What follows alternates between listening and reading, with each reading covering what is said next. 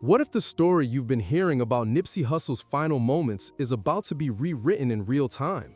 On a sunny Sunday in March 2019, the West Side neighborhood of Crenshaw was set for another ordinary day, until a shot rang out outside his Marathon store. For years, fans, family, and the city have been left with questions, speculation, and an unresolved sense of loss. Now, a new clip that shows the very last moments of the beloved entrepreneur has just gone viral, and it's turning heads and changing the narrative. In the footage, you'll see the exact second that the siren started blaring and the frantic fight that followed. Nipsey fighting with the energy of a man who didn't want to give up. The clip captures him breathing, moving, and even being carried toward the hospital, all while the world outside watches in disbelief. What's more, insiders are already pointing to fresh evidence that could expose who might have ordered the hit. If you've ever wondered what truly happened in those few critical minutes, this is the moment that could finally bring answers. Stay tuned as we break down every frame, pull together the pieces of the mystery, and explore the impact this viral footage is having on the community, the investigation, and the legacy of Nipsey Hussle. Let's dive in. On March 31, 2019, the world lost a voice, a dream, a symbol of resilience and ambition. That Sunday afternoon in the Crenshaw district, the sun shone over the Marathon clothing store where Nipsey Hussle had pulled up at 3:07 p.m. It should have been a simple, routine stop, a quick run through the racks, a nod to a few customers, perhaps a few signature handshakes before heading out.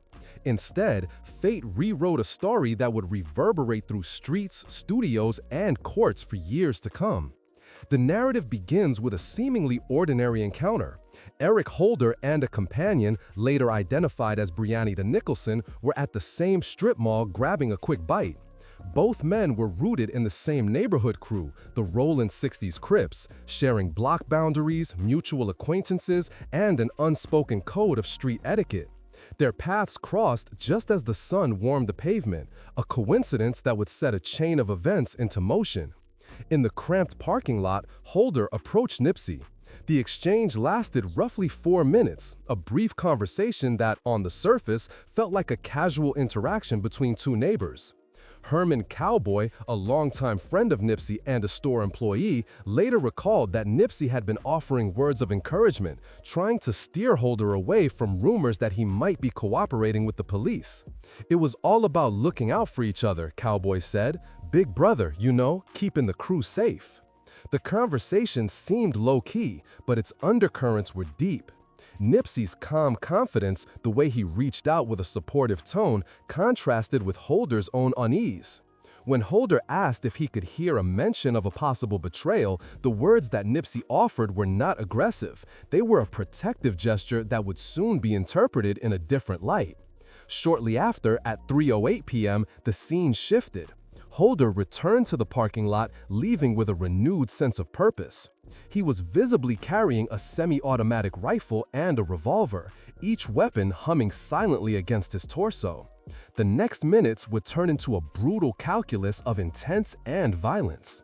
The shooting itself was captured in stark, unfiltered surveillance footage from local businesses, a series of frames that would later become bulletproof evidence in a courtroom. The footage showed Holder stepping out of the shadows, opening fire with both weapons. The first shots ricocheted across the store's exterior, shattering the calm of the afternoon.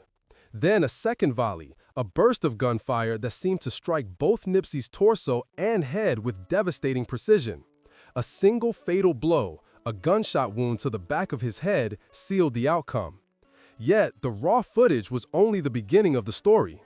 Witnesses on the ground offered testimony that painted the day's tragedy in painfully human detail.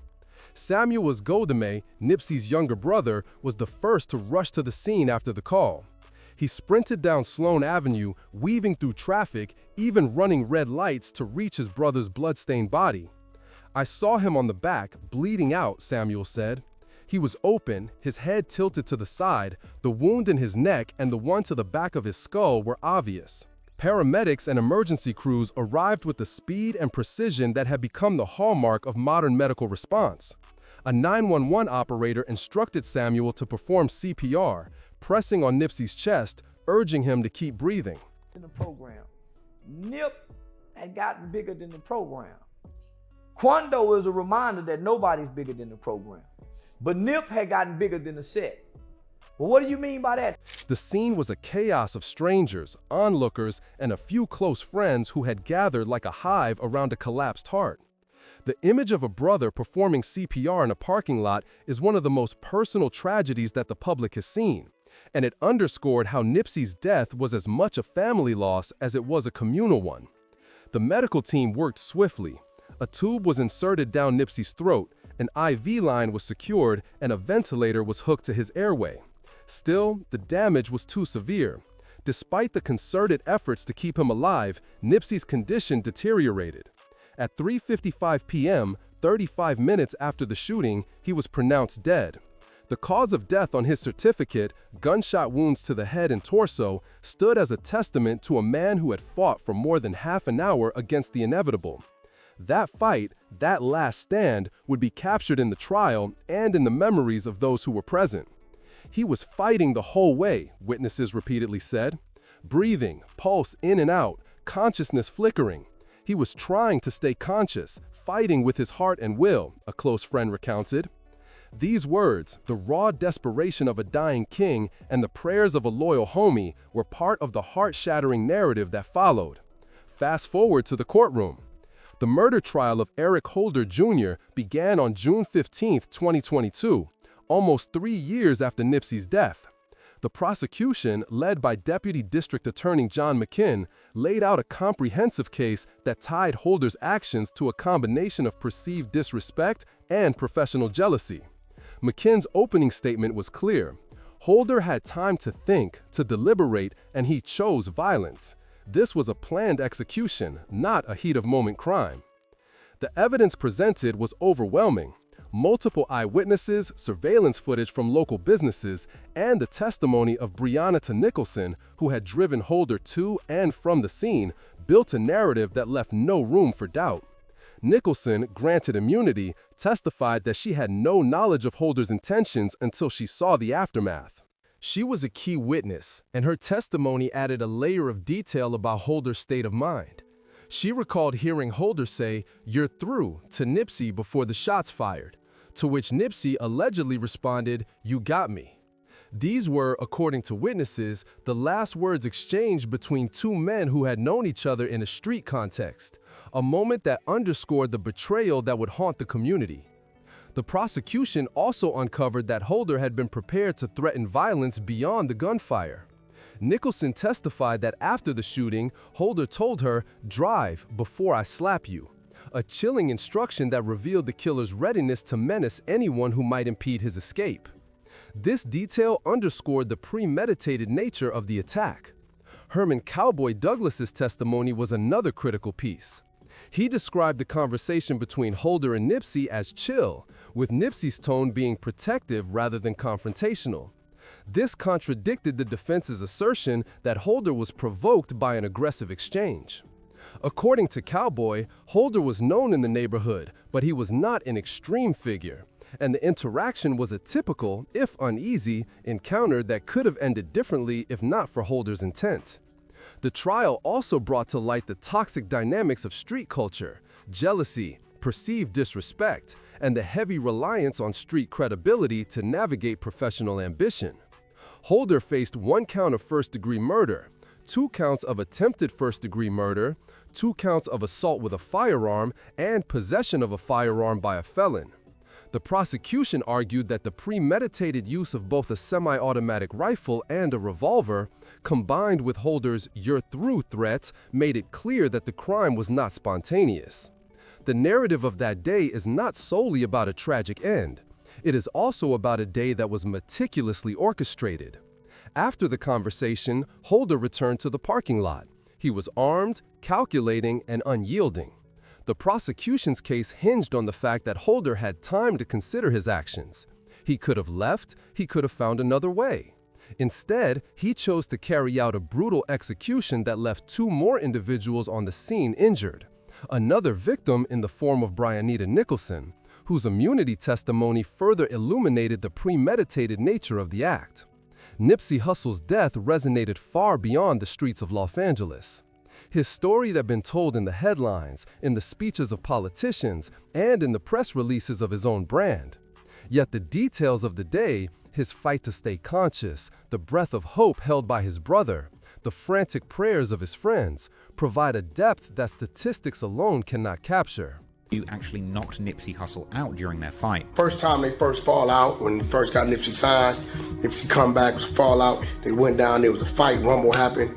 I believe Big U knocked Nipsey out. Blacc Sam comes out, fires 3. He was a man who battled death for 35 minutes, his pulse beating against the gunfire's assault. He was a king who fought, who did not let the finality of his fate pass him by without resistance. In the final analysis, the shooting and its aftermath illustrate the complex web of motivations that can culminate in a betrayal of the highest order. The case of Eric Holder Jr. was not only a pursuit of justice for a fallen artist, but also an unveiling of the toxic elements that can poison a community.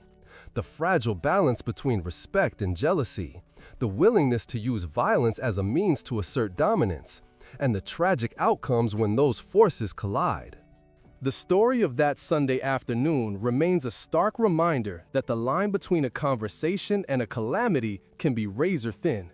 Nipsey Hussle's life, his death, and the ensuing trial serve as a narrative that continues to unfold, a living testament to the power of truth, the weight of consequence, and the enduring resilience of a community that refused to let his story fade into silence. In the days that followed the conviction, the atmosphere inside the prison where Eric Holder Jr. was held became charged with a new kind of violence, one that transcended the usual prison disputes and turned into a battle of reputations. A witness who had been on the same transport bus with Holder described the encounter with visceral detail. "I was with a few homies. I was with a homie from 60s too, but he's in a cage though. He was PC'd up, but he was in the last. Spit on." The narrative of that moment is more than a mere anecdote. It illustrates how quickly the act of killing a revered community icon can turn the perpetrator into a target within the penal system. Inmates went beyond the typical "you're a target" line. They went as far as spitting and urinating on him, defying security protocols that were designed to protect everyone from such harm. Official reports confirm that Holder was later attacked with a razor in a jail holding cell, requiring staples in his head and briefly delaying his trial. The incident forced the court to adapt, showing the tangible risks that arise when a killer's victim is a beloved figure, whose fan base and supporters can cross borders and continents. While the court system dealt with Holder's punishment, another thread of controversy began to weave its way through the public consciousness: the immunity deal given to Brianita Nicholson, the driver who facilitated Holder's escape. For many community activists, the decision to grant her immunity felt like a concession to leniency. Yet the prosecution had no choice but to offer her a plea bargain in order to secure cooperation that would build a stronger case against Holder. The debate over this immunity deal reflects the complex legal reality of balancing the desire to hold all parties accountable with the necessity of securing testimony that can prove guilt beyond a reasonable doubt. Parallel to the prosecution's actions was a surprising legal twist involving Carrie Lathan, one of the shooting victims. 8 days after the incident, Lathan was arrested for violating parole by associating with Nipsey, a known gang member. The arrest highlighted the contradictions in how law enforcement viewed Nipsey's community role versus his gang affiliation. On the surface, it seemed that the authorities were sending a clear message, that anyone associated with Nipsey was subject to legal scrutiny. Yet the same individuals who had praised Nipsey's community work were simultaneously treated as gang affiliates, exposing a double standard in the system. All of these legal entanglements culminated in a decisive moment on November 5, 2024, when a California appeals court upheld Holder's first-degree murder conviction, rejecting any appeal challenge to the trial judge's rulings. The decision cemented Holder's 60-year sentence, sealing the final legal avenue for him to seek recourse. With the appeals court's ruling, the legal narrative seemed to have reached a terminus. Still, the public's appetite for understanding the complex motives behind Nipsey's death did not wane. Many still argue that a single conversation about snitching could not explain the magnitude of loss, $1 million of investment, countless lives touched, and a cultural icon's abrupt end. Amidst this legal backdrop, a new wave of conspiracy theories surged. The most prominent of these connected Nippy's death to a documentary he was allegedly developing about Dr. Sebi, the Honduran herbalist claiming cures for AIDS and cancer. Social media platforms were rife with speculation that the government or pharmaceutical companies might have targeted Nippy to suppress information about Dr. Sebi's supposed breakthroughs. Niggas ain't saying, man, that nigga there, woo, woo, woo. And his brother go shoot at us. That nigga brother pull a gun out on Big U, nigga. Despite a complete lack of concrete evidence, these theories tapped into deep-seated distrust within the African American community, a distrust rooted in centuries of systemic oppression and documented abuses. The speculation revealed how communities process grief and trauma, creating narratives that fill gaps left by official explanations. The cultural impact of the case also extended to the tangible spaces Nippy had helped create. The Marathon clothing store, originally located in the heart of the community, had closed in the wake of the tragedy. The store later reopened at a new location, standing as a memorial site that serves as both a tribute to Nippy's legacy and a reminder of the loss that still hangs over the community. Yet the shadow of the murder continues to loom, a constant reminder of the violence that can erupt when a beloved community figure's life is cut short. The story of Eric Holder Jr. inside prison is not merely a tale of punishment.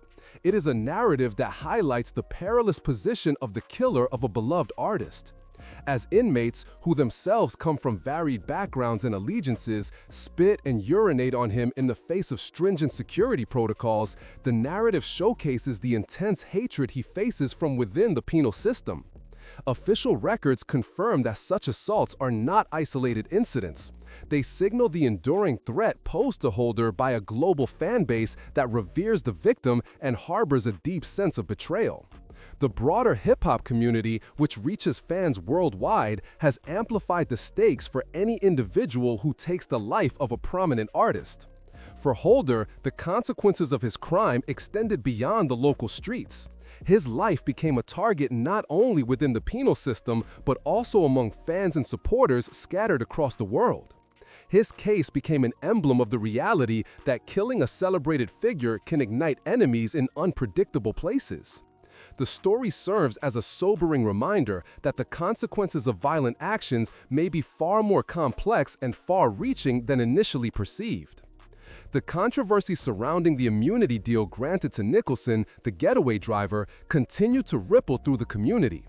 While her cooperation with authorities was critical to securing a conviction against Holder, her immunity sparked outrage among those who felt she should have been held accountable as an accessory. Some activists pointed out that the deal represented leniency, a potential concession to the legal system's inability to hold all parties involved. Conversely, others acknowledged that her cooperation was vital, perhaps offering a measure of redemption in a case that had already cast a dark cloud over the community. The case also exposed contradictions in law enforcement's approach to Nippy's community work versus his gang affiliation. Carrie Lethan's arrest, for instance, raised questions about how law enforcement perceived Nippy. If an individual was recognized as a community leader, why was his former associate arrested for violating parole? The legal system seemed to be in a state of flux, shifting its focus between upholding community initiatives and enforcing strict regulations against gang involvement. These contradictions further fueled debate and speculation in the public sphere. In November 2024, an appeal court's decision to uphold Holder's conviction further cemented the seriousness of the charges. The appeals court's refusal to accept any challenge to the trial judge's rulings underscored the finality of the legal process. This decision effectively confirmed that Holder will serve the full 60-year sentence. With the legal proceedings largely wrapped up, the community turned its attention to other aspects that could have influenced the crime. One major point of speculation involved alleged business disputes and past tensions between Holder and the industry's larger players. The case against Big U in the RICO investigation had previously shed light on a pattern of criminal activity, including the 2021 murder of aspiring rapper Ron Williams in Las Vegas. Some analysts noted similarities between the two cases, both involving artists who allegedly created diss tracks. These parallels ignited speculation about potential connections. Yet, Big U consistently denied involvement in Nippy's murder, dismissing rumors as the dumbest in the world. In a 2019 interview, he openly challenged such rumors, calling them absurd. The denials did not entirely quell the public's curiosity. Social media posts suggesting that Big U had orchestrated the killing or had prior knowledge of the attack continue to circulate.